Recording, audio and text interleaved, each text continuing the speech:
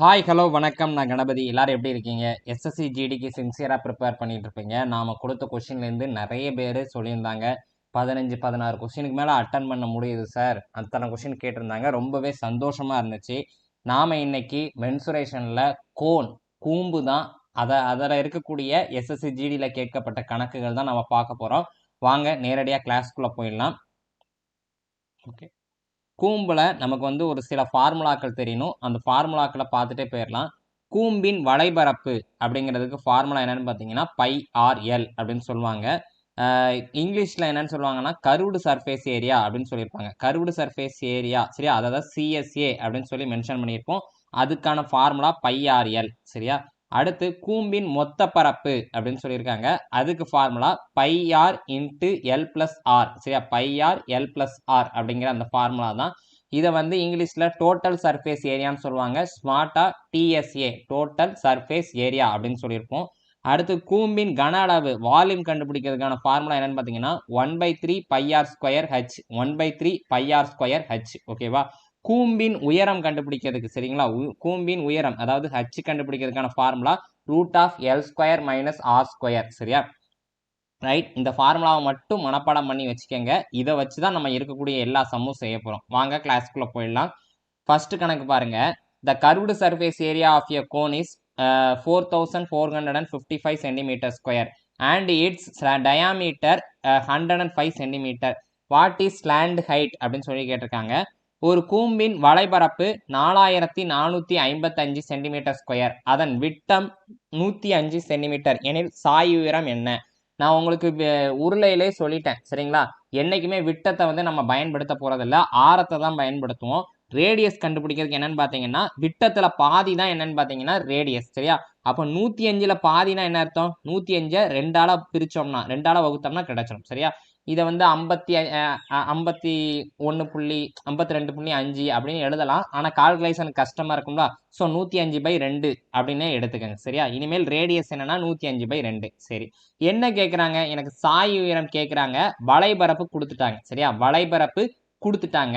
முதல்ல ஒரு கூம்பில் நீங்கள் நார்மலாக தெரிஞ்சுக்க வேண்டியது சாய் உயரம், உயரம், இந்த ரெண்டுத்துக்கான வித்தியாசம் தெரிஞ்சுக்கோங்க. ஃபர்ஸ்ட் கூம்புங்கிறது இப்படி தான் இருக்கும் சரிங்களா. நம்ம கோனைஸ் சாப்பிட்ருப்போம்ல, அதுதான் கூம்பு அப்படின்னு வச்சுக்கோங்க. இதில் இந்த இருக்குல்ல இப்படி வெர்டிக்கலா நேர்கோடாக இருந்துச்சுன்னா அதுதான் உயரம்.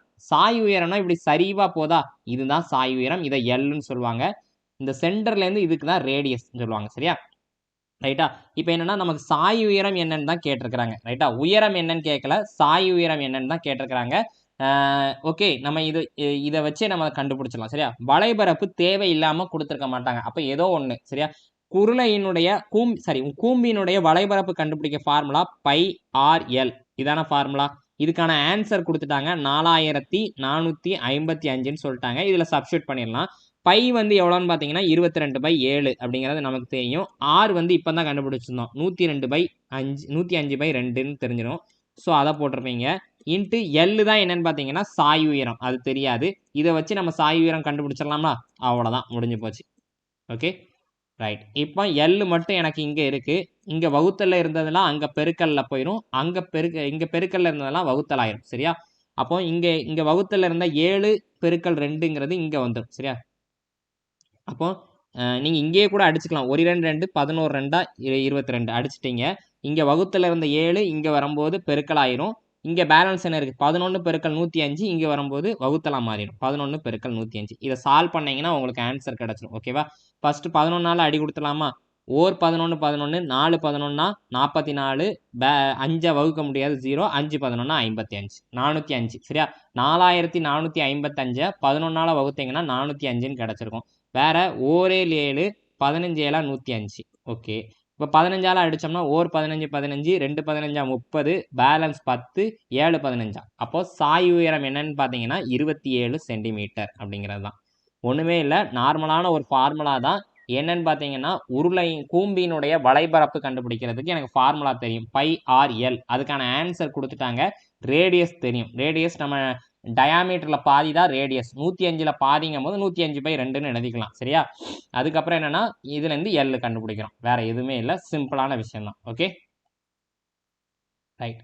அடுத்து the radius of a cone is 5 cm and its slant height is 16 centimetre.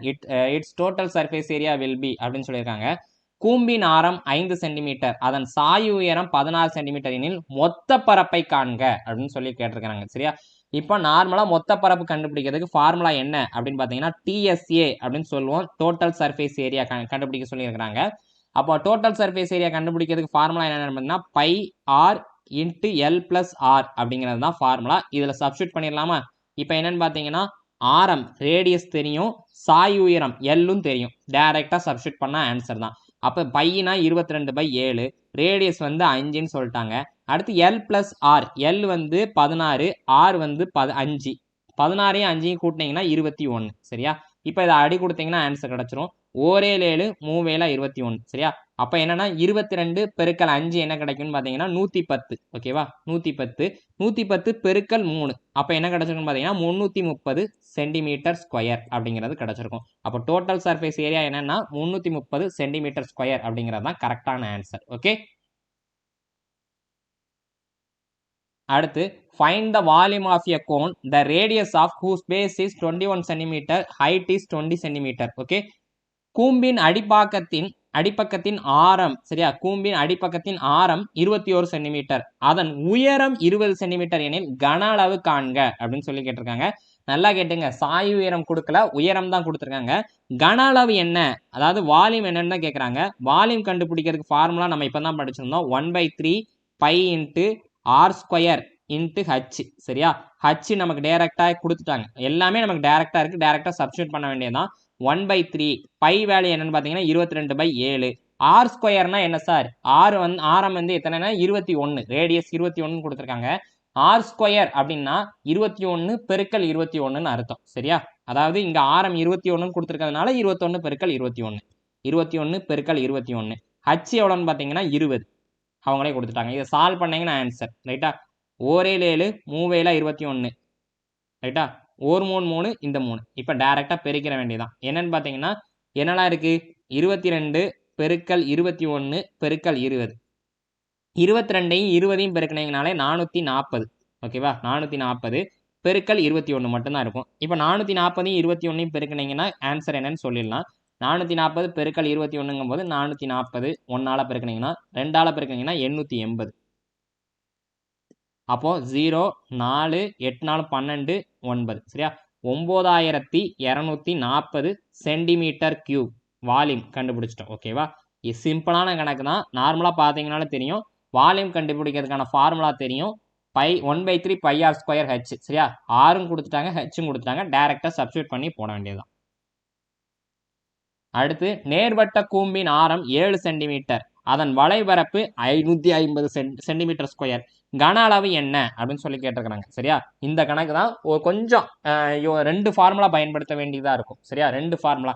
அது என்ன சார் 2 ஃபார்முலா அப்படின்னா, இப்போ ஃபர்ஸ்ட் நார்மலா என்னன்னு பாருங்க. வால்யூம் தானே கண்டுபிடிக்க சொல்லியிருக்காங்க. வால்யூம் கண்டுபிடிக்கிறதுக்கு ஃபார்முலா தெரியும். 1/3 pi r square h. R இருக்கு, ஆர் வந்து 7ன்னு கொடுத்துட்டாங்க. சரியா? அப்போ 7 × 7ன்னு போட்டுக்கலாம். ஆனால் ஹச் தெரியுமா? தெரியாது. சரி, ஹச் தெரியாதுங்க போகிறதுல வளைபரப்புக்கான ஃபார்முலா, வளைபரப்பு கொடுத்துருக்காங்க. சரியா? வளைபரப்பு 550 சென்டிமீட்டர் ஸ்கொயர்னு கொடுத்துருக்காங்க. வளைபரப்புக்கான ஃபார்முலா என்னன்னு பார்த்தீங்கன்னா கர்வ்டு சர்ஃபேஸ் ஏரியான்னு சொல்லுவோம். πRL. சரியா? πRLக்கான ஆன்சர் கொடுத்துட்டாங்க, 550ன்னு கொடுத்துட்டாங்க.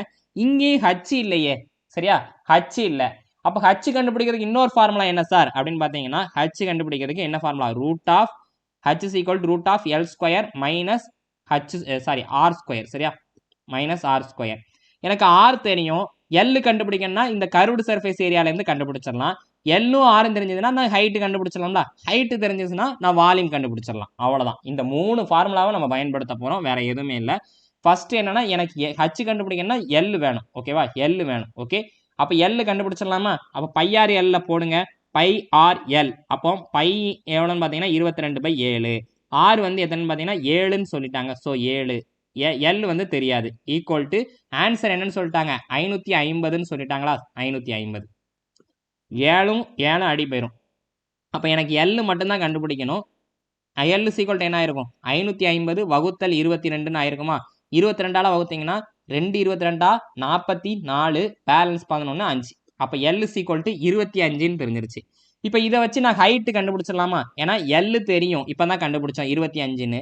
ஆறு என்னன்னு பார்த்தீங்கன்னா கணக்கிலே கொடுத்துட்டாங்க 7ன்னு. ஸோ கண்டுபிடிச்சிடலாமா? அப்போ என்னன்னா ஹச் கண்டுபிடிச்சிருங்க. H is equal to root of l square. 25 square பண்ணீங்கன்னா 625 minus l square sorry r square எவ்வளோன்னு பார்த்தீங்கன்னா ஆர் இப்போ தான் தெரியும், நம்ம 7ன்னு கண்டுபிடிச்சோம். 7 ஸ்கொயர் என்னன்னா 49 அப்படிங்கிறது தெரியும். அப்போ 625லேருந்து நல்லா பாருங்க, 625லேருந்து 49 போச்சுன்னா 576. 576க்கு ரூட் எடுத்தீங்கன்னா 24. முடிஞ்சு போச்சா? அவ்வளோதான். அப்போ ஹச்சும் கண்டுபிடிச்சிட்டிங்க 24. சார் அது எப்படி சார் போட்டீங்க அப்படின்னா, உங்கள் எல்லாருக்கிட்டையும் நான் சொன்னது தான், 50 ஸ்கொயர் வரைக்கும் படிச்சிருக்கணும், 30 கியூப் வரைக்கும் படிச்சிருக்கணும். அப்போனா தான் வேகமாக கணக்குகள் செய்ய முடியும். ஓகே, அப்போ ஹச் ஈக்குவல் டு 24. 24 ஸ்கொயர் தான் எனக்கு 576. அப்போ 576க்கு ரூட் எடுத்தால் 24 அப்படின்னு தெரிஞ்சிடும். ஓகே, இப்போ 24ன்னு தெரிஞ்சு போச்சு. இப்போ வால்யூம் ஃபார்முலா தான் எனக்கு தெரியுமே. வால்யூம் கண்டுபிடிக்கிறதுக்கு ஃபார்முலா என்னது? இந்த இருக்குல்ல, இப்போ தான் பார்த்தோம். 1/3 πr ஸ்கொயர் ஹச் அப்படின்னு போட்டிருக்கோம். இதில் போட்டோம்னா கிடச்சிரும். வால்யூம் போடலாமா? 1/3 பை எவ்வளோன்னு பார்த்தீங்கன்னா 22/7. ஆர் ஸ்கொயர்னா எத்தனை? 7 ஸ்கொயர். ஸோ 7 பெருக்கல் 7ன்னு வச்சுக்கிட்டுங்க. அடுத்து ஹைட் எவ்வளோன்னா இப்போ தான் பார்த்தோம் 24. ஓகே, இதை அடி கொடுத்தீங்கன்னா கிடச்சிரும். 1 7 1 3 3 8 3 24. சரியா? சரி, அப்போ 8 × 7 56. 56 பெருக்கல் 22 என்னன்னு பார்க்கணும். 56 பெருக்கல் 22. 56 2ஆல் பெருக்கிறீங்கன்னா 112. மறுபடியும் 2ஆல் பெருக்கிறீங்கன்னா 112. அப்போ என்ன கிடச்சிருக்குன்னு பாருங்கள். 2 3 2. அப்போ என்னன்னு பார்த்தீங்கன்னா volume equal to 1232 centimetre cube அப்படிங்கிறது தான் சரியான ஆன்சர். இந்த கணக்கு மட்டும் மொத்தம் 3 ஃபார்முலா பயன்படுத்தியிருப்போம். 1/3 πr ஸ்கொயர் ஹச் வால்யூம் கண்டுபிடிக்கிறதுக்கு. ஹச் எனக்கு தெரியாது. சரி, ஹச் கண்டுபிடிக்கிறதுக்கு எனக்கு இன்னொரு ஃபார்முலா என்னன்னு பார்த்தீங்கன்னா l square minus root of l square minus r square. சரி, இந்த ஃபார்முலா எழுதியாச்சு. இதில் ஆர் தெரியும், எல் தெரியாதுல்ல. அப்போ எல் கண்டுபிடிக்கிறதுக்கு curved surface area πrl equal to 550ன்னு அவங்க கொடுத்துட்டாங்க. ஸோ அதில் மூலமாக எல் கண்டுபிடிச்சி எல்லை தூக்கி இந்த ஃபார்முலா சப்ஸ்டியூட் பண்ணி, சரிங்களா, இந்த ஃபார்முலாவில் சப்ஸ்டியூட் பண்ணி ஹச் கண்டுபிடிச்சிட்டேன். ஹச்சை வச்சு நான் இதை போடலாம். சரியா? ஓகே, அடுத்து ஃபைனலாக இரு கூம்புகளின் கன அளவுகளின் விகிதம் 3:2. சரியா? 3:2 மற்றும் அவற்றின் ஆரங்களின் விகிதம் 3:4. அவற்றின் உயரங்களின் விகிதம் என்னன்னு கேட்குறாங்க. ரைட்டா? அப்போ 2 கூம்பு இருக்குன்னா கன அளவுகளின் விகிதம் கொடுத்துட்டாங்க. சரியா? 2 கூம்பு இருக்கு, 2 கூம்புக்கும் கன அளவுகளின் விகிதம் கொடுத்துட்டாங்க. சரியா? அப்போ வால்யூம் 1 என்ன, வால்யூம் 2 ரேஷியோ என்னன்னு கொடுத்துட்டாங்க. சரியா? 3. வால்யூம் 1 வந்து எவ்வளோன்னு பார்த்தீங்கன்னா 3, வால்யூம் 2 வந்து 2. சரி, வால்யூம் 2 கூம்பு இருக்குன்னா 2 கூம்புக்கும் கன அளவு இருக்கும். சரியா? அப்போ வால்யூம் 1 அப்படின்னா என்னன்னா ஃபார்முலா எழுதிருக்கேன். கூம்பனுடைய கன அளவு கண்டுபிடிக்க ஃபார்முலா என்னன்னு பார்த்தீங்கன்னா 1/3 பை ஆர் ஸ்கொயர் அப்படி πr ஸ்கொயர் ஹச்ன்னு சொல்லுவோமா. இங்கே வால்யூம் 1ங்கிறதுனால r1 ஸ்கொயர்னு போட்டுக்கோங்க, இன்ட்டு h1 அப்படின்னு போட்டுக்கோங்க. சரியா? டிவைடட் பை 1/3 பை இங்கே வால்யூம் 2ங்கிறதுனால r2 ஸ்கொயர். சரியா? இன்னொரு 6 அப்படிங்கிறதுனால வெவ்வேறு படுத்தி காட்டுறது கடை h2 மட்டும்தான். சரியா? h2 மட்டும்தான். ஓகே, இதுக்கான ஆன்சர் 3/2 அப்படின்னு சொல்லிட்டாங்க. சரியா?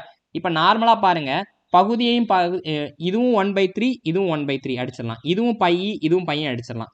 அப்போ r1 square into h1 divided by r2 square into h2 equal to 3/2ன்னு இருக்கா. இப்போ இதுலேருந்து r1 எவ்வளவுன்னு தெரியும். ஆரங்களின் விகிதம் என்னன்னு பார்த்தீங்கன்னா r1 அப்படிங்கிறது 3 r2 அப்படிங்கிறது 4. சரியா? நல்லா பாருங்க, r1ங்கிறது 3, r2ங்கிறது 4. இதை அப்படி சப்ஸ்டியூட் பண்ணிடலாமா? அப்போ சப்ஸ்டியூட் பண்ணுங்க. அப்போ என்ன கிடைக்கும்னா r1 ஸ்கொயர். அப்போ r1 வந்து 3ன்னு சொல்லியிருந்தாங்க. அப்போ 3 ஸ்கொயர் பண்ணீங்கன்னா 9 into h1 divided by r2 எவ்வளோன்னு பார்த்தீங்கன்னா 4. அப்போ 4 ஸ்கொயர் பண்ணீங்கன்னா 16. 16 இன்ட்டு h2 ஈக்குவல் டு 3/2. எனக்கு என்ன கேட்குறாங்கன்னா உயரங்களின் விகிதம் தான் கேட்குறாங்க. அப்போ h1/h2 இங்கே இருக்கு, இந்த 3/2 இங்கே இருந்திருக்கு, இங்கே 9/16 இருந்துச்சுல்ல, இங்கே வகுத்தல்ல இருந்த 16 பெருக்கலாக மாறிடும், இங்கே பெருக்கல்ல இருந்த 9 இங்கே வகுத்தலாக மாறிடும். இப்போ இதை சால்வ் பண்ணீங்கன்னா ஆன்சர் 1 3 3 3 3 9 1 2 2 8 2 16. சரியா? அப்போ 8/3 அப்படின்றதுக்கு அப்போ h1 எவ்வளோன்னு பார்த்தீங்கன்னா 8, h2 எவ்வளோன்னு பார்த்தீங்கன்னா 3 அப்படின்னு தெரிஞ்சிருச்சு. நமக்கு விகிதம் கேட்குறாங்க, h1 h2 எவ்வளோன்னு கேட்டாங்க. ஸோ 8:3 3 அப்படிங்கிறது தான் சரியான ஆன்சர். சரியா? அப்போ இவ்வளோதான். நார்மலாக இந்த ஃபார்முலாவை நமக்கு தெரிஞ்சுக்கிட்டாலே போதும். இதை நம்ம டக்கு டக்குன்னு எண் மதிப்பெல்லாம் அடிச்சிடலாம். 1/3 1/3 பைன்னு அடிச்சா போதும். r1² divided by r2² into h1 h2 = 3/2 இப்படி சப்ஸ்டியூட் பண்ண தெரிஞ்சிருந்தா போதும். இந்த கணக்கை சுலபமாக செஞ்சிடலாம். ரைட்டா? கூம்பில் இந்த மாதிரி சம்ஸ் தான் கேட்டிருக்கிறாங்க. நம்ம எல்லா டைப்லையும் நம்ம பார்த்துக்கிட்டே இருக்கிறோம். ஸோ இந்த ஃபார்முலாக்கள்லாம் ரிவைஸ் பண்ணிட்டு போங்க. ரைட்? மாணவர்கள் அனைவரும் மத்திய மற்றும் மாநில அரசு பணியினை பெறுவதற்கு தென்காசி ஆகாஷ் ஃப்ரெண்ட்ஸ் ஐஏஎஸ் அகாடமியின் அன்பான வாழ்த்துக்கள். மறக்காம டேப் சென்ட்ரல் சேனல் சப்ஸ்கிரைப் பண்ணிக்கோங்க. தேங்க்யூ.